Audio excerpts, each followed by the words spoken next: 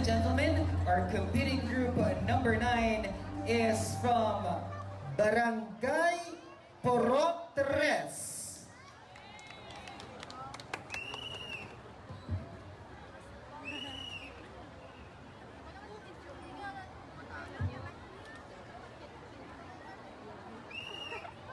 Panulay, sila amo ang mga malain nga mga tinuga nga alagad sa kadulom.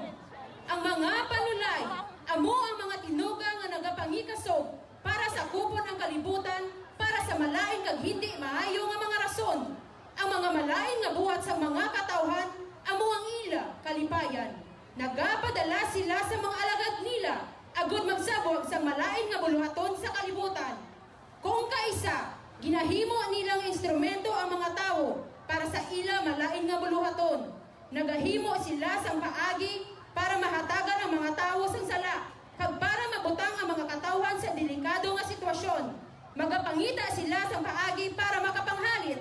Hindi kita magpadaog sa panulay, kay kita ginatagan man sang aton manugbantay para magluwas sa aton sa tunga sang katalagman. Magtuogid kita, kay amo ini ang makapalayo sa aton sa panulay, kag magahatag sa aton sang kalipay kag kapawa. Gani inyo saksihan ang pagpasundayag kag kinaadman sa mga kabataan nga nagikan sa Barangay Purok 3.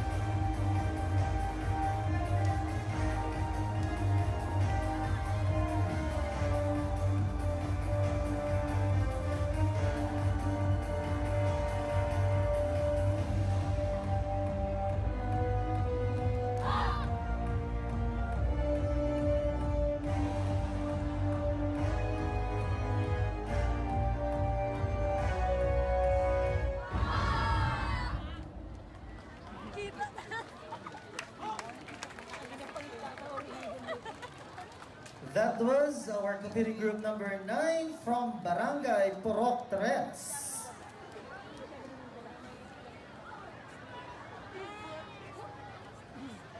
While we are waiting for our next competing group, again, we would like to remind our dear audience to give space, specifically there at the exit.